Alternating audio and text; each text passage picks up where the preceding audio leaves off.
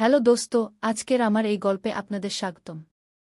আমার নাম দিলীপ এবং আমার বয়স ২৮ বছর। আমি উত্তরপ্রদেশের বাসিন্দা।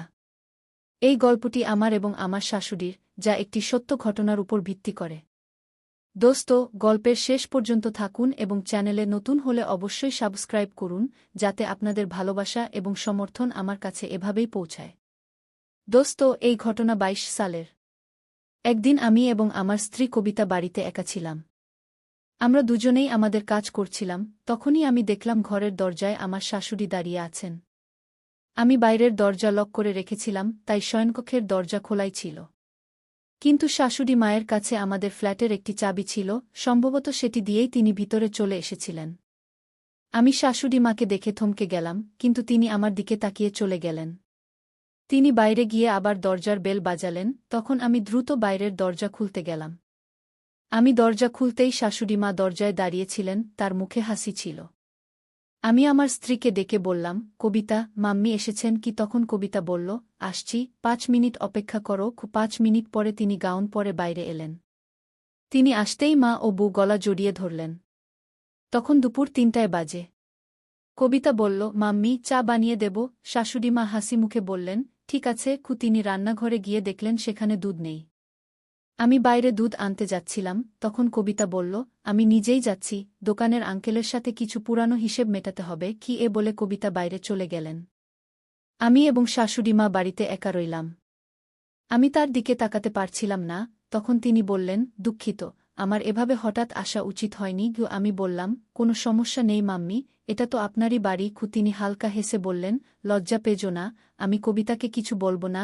আমরা দুজন চুপচাপ বসে রইলাম। তখনই কবিতা এসে চা বানিয়ে নিয়ে এলেন। কবিতা শাশুড়িমাকে জিজ্ঞাসা করলেন, মাম্মি, আজ হঠাৎ কিভাবে আসা হলো? তখন শাশুড়িমা বললেন যে তিনি আমার শ্বশুরের কিছু সম্পত্তি এবং ব্যাংকের কাজে এসেছেন। কারণ কিছুদিন আগেই আমার শ্বশুরের মৃত্যু হয়েছে, তাই তার যে সম্পত্তি ছিল তা শাশুড়ি মায়ের নামে করতে হবে। এই কাজ কাল আমাকেই শাশুড়ি মায়ের সাথে গিয়ে করতে হবে, তাই শাশুড়ি মা এসেছিলেন। সেই রাতে আমরা খেয়ে দেয়ে ঘুমাতে চলে গেলাম। আমাদের বাড়িতে দুটি ঘর ছিল, যার একটিতে শাশুড়িমা ঘুমালেন এবং অন্যটিতে আমি ও আমার স্ত্রী কবিতা ঘুমালাম। আজ আমি এবং কবিতা চুপচাপ ঘুমিয়ে গেলাম। পরের দিন সারা দেশে লকডাউন লাগল। কেউ কোথাও যেতে পারছিল না। আমাদের অ্যাপার্টমেন্টও করোনার কারণে সিল করে দেওয়া হয়েছিল, আর শাশুড়িমা এখন এখানেই আটকে পড়েছিলেন। শুরুতে ৪-৫ দিন কোনোমতে কেটে গেল, তারপর একঘেয়েমি শুরু হয়ে গেল। আমরা টিভি দেখতাম, মোবাইল দেখতাম। আমি বাড়িতে পুরো কাপড় পরেই থাকতাম, শাশুড়িমা শাড়ি পরতেন, আর কবিতা হালকা কাপড় পরতেন। এখন শাশুড়িমার সামনে আমি আমার স্ত্রীর সাথে কমফোর্টেবল ফিল করতে পারছিলাম না, আমার খুব অদ্ভুত লাগছিল। একদিন শাশুড়িমা যখন বাথরুমে ছিলেন, আমি কবিতাকে পিছন থেকে গিয়ে জড়িয়ে ধরলাম। সে ছটফট করে উঠল আর বলল, পাগল হয়েছ নাকি? মা এখানেই আছে। আমি মুখ বাঁকিয়ে ফিরে এলাম আর কবিতার উপর রাগ করে গেলাম। প্রথমে আমি কিছুক্ষণ ব্যালকনিতে বসে থাকলাম, তারপর ভিতরে ঘরে চলে এলাম। কিছুক্ষণ পর আমি উপরে ছাদে চলে গেলাম, তবুও আমার মন বসছিল না। কবিতা বুঝতে পারছিল যে আমি রাগ করেছি, কিন্তু সে আর কি করতে পারত?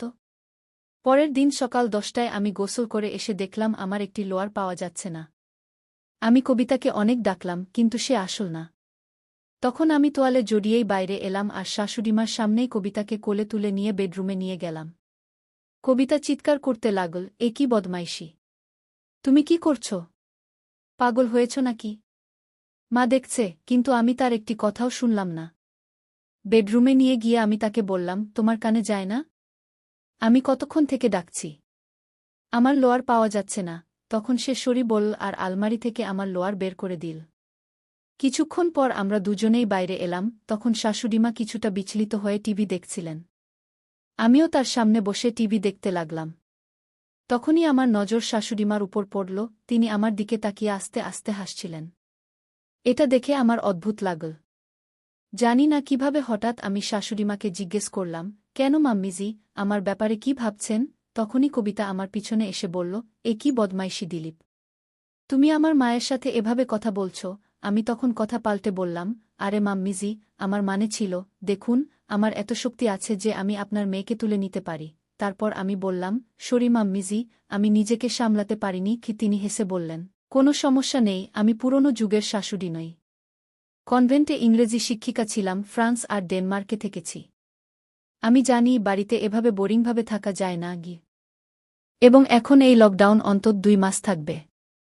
আজ আমি গভীরভাবে শাশুড়িমাকে দেখলাম, সাধারণের চেয়ে লম্বা কদ, গোরা রং, সুন্দর মুখ, সবসময় হাসতেন এবং স্টাইলিশ শাড়ি পরতেন। আমার শাশুড়িমা আগ্রার টপ কনভেন্ট স্কুলে ইংরেজি শিক্ষিকা ছিলেন। তখন আমি জিজ্ঞাসা করলাম, মাম্মিজি, আপনি ফ্রান্স কবে গিয়েছিলেন? তিনি বললেন, হানিমুনে তোমার বাবাজি নিয়ে গিয়েছিলেন। কিন্তু বিয়ের আগে ফ্যাশন প্রতিযোগিতায় অংশ নিয়েছিলাম, তখনও গিয়েছিলাম। আমি বললাম, তাই আপনি এত স্টাইলিশ কি? শাশুড়িমা বললেন, আমি প্রথম দিন থেকেই বলতে চাইছিলাম যে তোমরা খোলামেলা থাকো, আমার লিহাজ করো না। 2 মাসের বেশি সময় আমরা ফ্ল্যাট থেকে বের হতে পারব না, তাই আমাদের খোলামেলা থাকতেই হবে। কি এক পল থেমে তিনি আমাকে দেখে বললেন, মনোরঞ্জনের নামে টিভি, মোবাইল, লুডো আর করার নামে খাওয়া দাওয়াই তো বাকি আছে। যদি তোমাদের দুজনের ইজাজত থাকে তাহলে আমিও শাড়ি ছেড়ে কিছু অন্য পরি। আমি বাড়িতে কখনো শাড়ি পরি না। কবিতা জানে কি? কবিতা বলল, হ্যাঁ মাম্মি, কেন না? আমিও বললাম, হ্যাঁ, আমার কি সমস্যা? তিনি ভিতরে গেলেন, কিছুক্ষণ পরে বাইরে এলেন, তখন আমার চোখ ছানাবড়া হয়ে গেল। কারণ শাশুড়িমা একটি মিনি স্কার্ট পরেছিলেন, যা হাঁটু পর্যন্ত ছিল। এটা দেখে আমি ভাবতে লাগলাম, শাশুড়িমা এই বয়সেও এসব পরেন? আমার গলায় কিছু আটকে গেল, আমি কিছু বলতে পারছিলাম না। তিনি এসে আমাদের দুজনের সামনে দাঁড়িয়ে বললেন, এখন রিল্যাক্স লাগছে?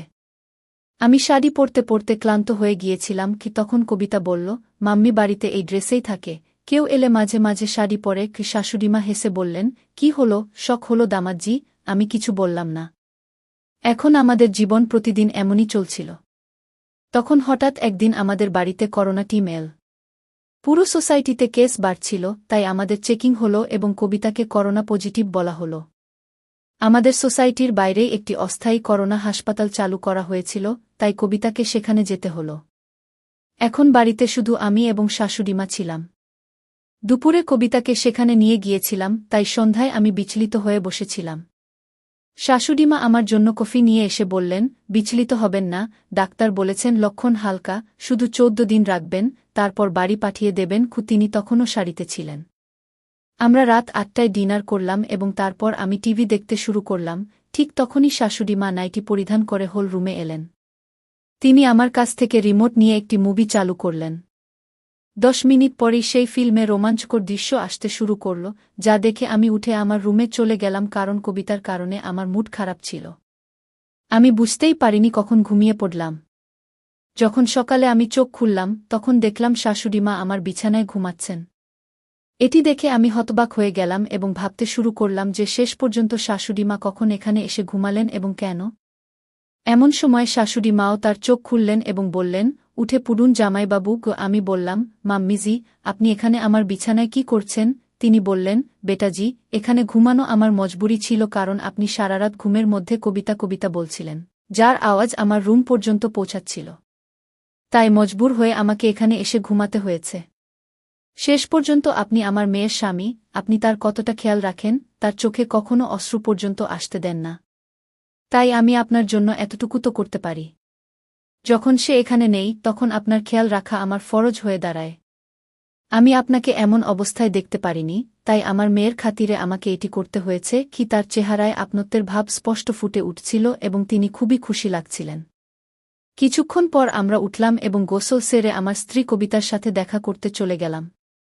তার সাথে দেখা করে আসার পর আমরা একসাথে খাবার খেলাম এবং সারাদিন বাড়িতে প্রচুর মজা করলাম। রাতের খাবারের পর শাশুড়িমা আজ আবার আমার সাথেই ঘুমিয়ে পড়লেন। যতদিন পর্যন্ত আমার স্ত্রী বাড়ি ফিরে না এল, ততদিন শাশুড়িমা প্রতিদিন আমার রুমেই ঘুমাতেন এবং আমার খুব খেয়াল রাখতেন। যখন আমার স্ত্রী ফিরে এল, তখন আমি তাকে সবকিছু বললাম এবং সে খুব খুশি হল এবং তার মাকে আমার খেয়াল রাখার জন্য ধন্যবাদ জানাল। তারপর যতদিন লকডাউন চল, ততদিন আমরা 3 জন মিলে প্রচুর মজা করলাম এবং তারপর শাশুড়িমা তার বাড়ি চলে গেলেন। কিন্তু আমার স্ত্রীর অনুরোধে আমরা শাশুড়িমাকে আমাদের কাছেই থাকার জন্য ডেকে নিলাম, কারণ সেখানে তিনি একা থাকতেন। আজ আমরা 3 জন আমাদের জীবনে খুব সুখে মিলেমিশে থাকি। তাই বন্ধুরা, এটা ছিল আমাদের